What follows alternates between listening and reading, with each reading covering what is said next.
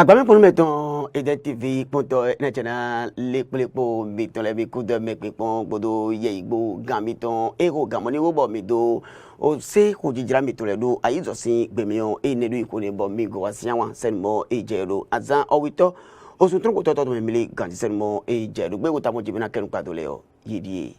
Minamono kono jeme ke pondo mudo o sima satin miton leo yesu hona ile do e trete tengbe bo emedemo ni ma wedo o sedemo eche ipado do mudo yinisa sima yi kwa apokan le gban tombo ile do lo si sa ugani ile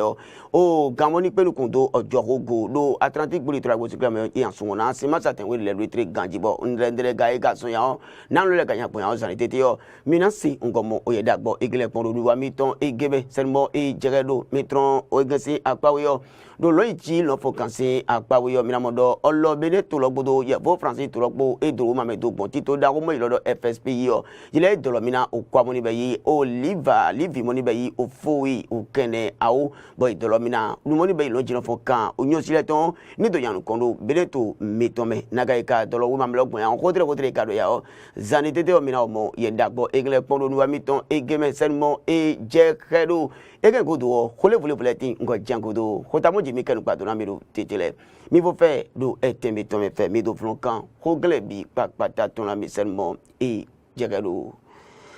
ele konta jele ko do gomi ko kudo gan memo milegi loro di do khota dole me adaro mudo o sima khodo gbere to miton me o ye moni be yi ojoto gan lo kan kokoro nanu le o Yema wido okwadimo eche paro enisa simalo Atlantic bodo littoral bosi okalo mewa meledo okwa veton sa naga nukana yigboni ya o egene so tu o memoni pelu do ojo godo o tito moni be yito pon Atlantic to me bodo littoral ton lepo yebio o to lo me na do yan pon mo le do jopon to bakpona nu eton jesu wona yemoni be yi osima satin teme supo selmo ejerodo etre moni wanya edre gan so tu edo be ni ya o emi pon o yedagbo egle o minamono kunu jame selmo ejeredo Sima satin supo e yesu wona titengbe do je o kwade mo che pado ina ito sasima do bere to mi to me yo bo ye moni be nu satin egle madoro o sengen wa on so siti ni wa ni gbe o e be bi be to do je o tedemo ye moni pelu kundu ojo atendo to pon moni be yi Atlantic gbodo littoral poton o te mando nu kun de mo ijegen o e me yesu won ni gbegele le titengbe jenmo e che pado do sima do na ho o kwa apokanle gbanton do Atlantic gbodo littoral gbo amo medeletin ye notice ai apokanle gbanton nu konton ibo ma go wan to nu go di pepe wa bo fatulo sungen on ye ma go yina agisino iton lewa epi fan bosu elo ni be o Ghana ti to moni pe nu kundo ojo ogodo Atlantic podo littoral poton e wa do titi me pondo mdo o te je miton mi wa modo mdo onu gege jedo na ye moni be yi sima satin igre town e medeletin o kwade mo eche pado yele nu to kwale de jinsa ti tengbe apokanle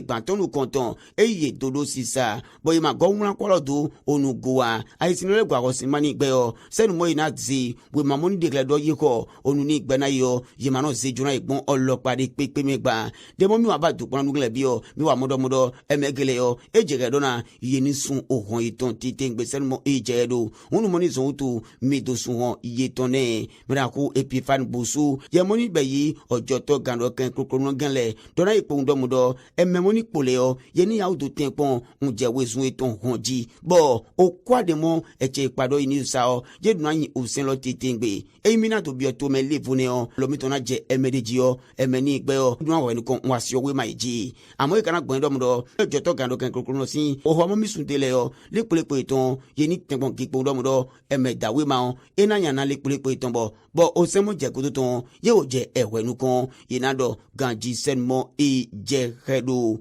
ememo pole do vive domdo le pole peton yeni ya do hon wesun eton mana do je modido moni beyi aho viton lo mewa enye gbesi o kwade mo che paro ini sasima na to yin seton pe hode madu o konanu na igbon olopade pepe megba migara monukunu jeme ke pondomdo o kwade mo eche pado do eni sasima do Atlantic bodo littoral gbo eyine beyi apokanle gbantone Danda eyine beyi akpo kanle gbantone emebi ini monukunu jeme bo igion ebeyi odindin o wayanto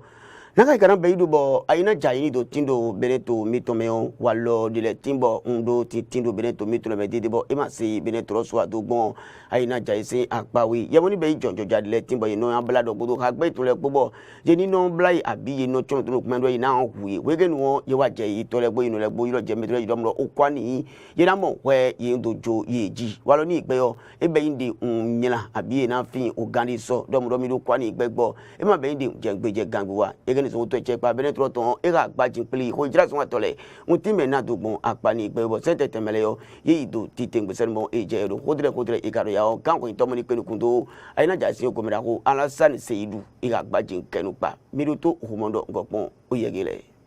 aina to jaina to tin do beneto mitomeyo nanu mondo jijobo ye moni be jonjo jadele tin uno zedi aju undono yikwason itolegbo inogbule si titingbero imamokwa ni wa ina zewa o nuge mondo je mapote egeni zontu eje pa beneto loton trala kan ko itomo ni poni kunto aina jai ko miton goro beneto me alasan seidu eto gilo ko idra zon atole undo time na do gbon ko gensin apawe na do yikoru yen o ero titime pondo mudo nu moni be wa lo barabada egeyon egbedu ozo si titingbe medletin be jonjoja jenuwa ze idejo na jenin blai walo de mo mana kuna ile wa yino be yi unto ayiro itole gbo inle gbodo kan do mudo emeni igbele do na ku titingbe bo okwade mo idole o amo Victor Finole no je wesun ji no yi ko gen bo okwani igbe o ye mo ni be yi ovini igbele le polo gwa no pogudo hagbe itunle po ngono yima yino be ina yidi o gantetemele o yigono beina titingbe senmo ijedo na ikana beido tu popo ali ojina nigbe o egeni so to eche ipa bene troton to di gbeta kento domdo jedo na fogbodo wa lo balabala igele gbo eji to ye kan ni igbeme o anyanu chi gan titingbe o yina zedo asina pono lokpa so ato mitonle na ye ni to na ton ogele gbe titingbe senmo ijedo eze egen gopogodo o eche pe pa magbe unna gbe titingbe domdo medemo inamo bo yeni do walo ni gbegele abinu ni gbegele na jo ye wanu kaka unchonlo ejio o semoni be o sen titingbi o iduna sadin eduna ya ewenu kan bo ko moni je godo ton le o iduna do titingbe senmo ejeredo eje ipa benetro ton e wa veto vito sile tomudomudo na ye ni no po he pono lokpa so ato mitonle do gbedo posin checheon na ye ni do tempon do di e memona wa lo balabala igele o digba do emani no wa emajenwa ni ndo mudo mi no po na do wozon o imodo fifa o inatin wege nu onu walocha barabara wege nu onu walocha barabara igele o ni do so fodo gudu do beneto mitome bonu walocha balabala igele na do so fodo ogodo mitome senmo ejedo emegele o mikipondo mudo o osun ile wa ganji bo yindo ntu eni be yin si moni wo son titingbe lepelepo awo do posu kantite sin osiyan me kakaje arisino lepelepo wiyo we be yin si moni tepon wule aitolu yin titingbe no gbejiyo wiyo yo do ntu ile sunle ganji osun ton di eyi osun we moni be yi posu kantite sin sion me zini wa ni gbedote bo najino Claudina fiavi prudential elo zini wa ni gbedo asamena bo mia o de to me nega nle ganya pun ya o ye da bo mia igile bina pon do monukunu jeme posto quantité si nous amo ezerote bo ebeyi akpawe no kontonge yo nyanwuli owe edo titengbe numo ina bayido undo dojo beyi yo simoni beyi ozon ato tengbeju demoni zombo ozon we ni gbedoro tele yo yena dojo yi bo arisino moni beyi pejino to itan moni wa wo sondo yesi ile bi papata o yena godo ojo emeni igbele ebeyi nyanwuli owe demoni zonto nu wa moni beyi posto quantité donge do beyi tonne do eteni gbedo meyon o gamoni pechena poso quantité sinko najino Judith Glija chiakpe natu yiko elo titime pondomdo ozomoni beyi ozon ile do yuwa do posto quantité we mi transition meon mi do na de gbabo ganloko bo memoni beyi ozon ato tingbejule o ganloko na mini do ntuye do eyindomudo yedo ozon we de me bo yikadu ozon wa gbele yo o ganlonu ko dandanbo e memoni beyi egi beito rezereze poto aisi sino moni be yi gbejino to iton le pole o ye no atin pon no do tun ye ganji senmo e jeredo kan lo di ku ibo mi do be yi àwọn ancien to yi unje le ye ve ye mede mo mi do we mege na zedo olomena le pole dede o do mu do ho me ton do na kun amuya nukun go bia yi bo ye ni do gipo do mu do ozon mi do na wa ganji ati me moni be yi yon si arisi no rezeze ganji demo mi odo ojona do le dede o jile fun yin go gben kan do ozon we mi ton wi wule kogo unki pondo mo anianu mi ton le yo le anianu tin gbeju ne bo ememo ni po godo le yo yini gwazi enwen dagbo nzi do yi senmo i jeredo iwa gbon e kan ni gbenbo memo ni be yi àwọn pa iton le bi pata le yido ogbe tonayi yekani gbedo me najino Claudine Fiavi Prudencio de Moise nui wani gbedo asamena eji ko idomudo enye ko me to yen kun taun nu mo wa modu itete yo mi mo ni be yin sile yo mi do na pin kanto ozongo titengbe do ho ile to mo inabio jinabio ye mo de mo ye do kun tuna do ile tetele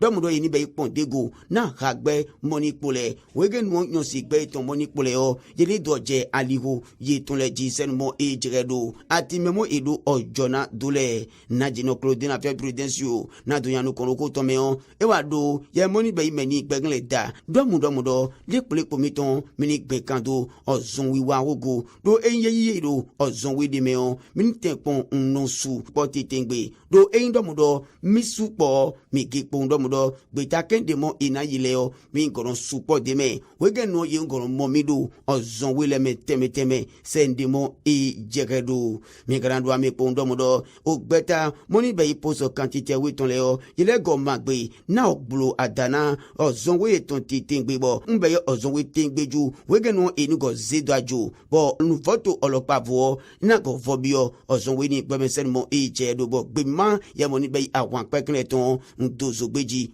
ndo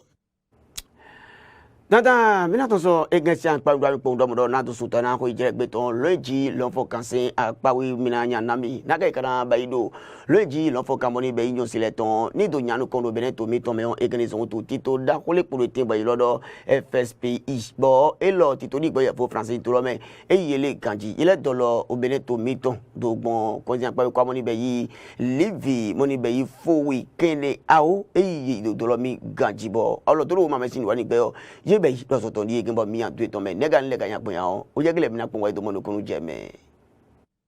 olododo we mame yibiki undo sinyen le tetemeon nuegle teteme eye do dolo we mame bo ye vo francis tolo bodo bere to mitonpo dogbon tito dako mo irodo FSP do ye vo francis tro me na do golo na bere to miton dogbon lo eji lo fonkan moni be yin sile ton sin agbawe okwase livi moni be ifowi kene awonko eye zerote na tito ni igbe o ni to wosun gagana owele pelepo owe na yini do golona bolu hiko olotonea bolu hiko moni be yika sunton bodo no moni kan levule bubo nyon sile no be yigen yina do golona ganjino konya ni do tinti tingbesen mo e jekedo ofo zero teto ya vo français troton lo bere to mitome mena ko mak vizi na do yiko ero titi me pondo modo leji l'enfonkan oho mere maganjo do eji do mile son mi do mimo do modo mo ina ba igbon na leji no fonkan ho tra la nyon sile si akpawe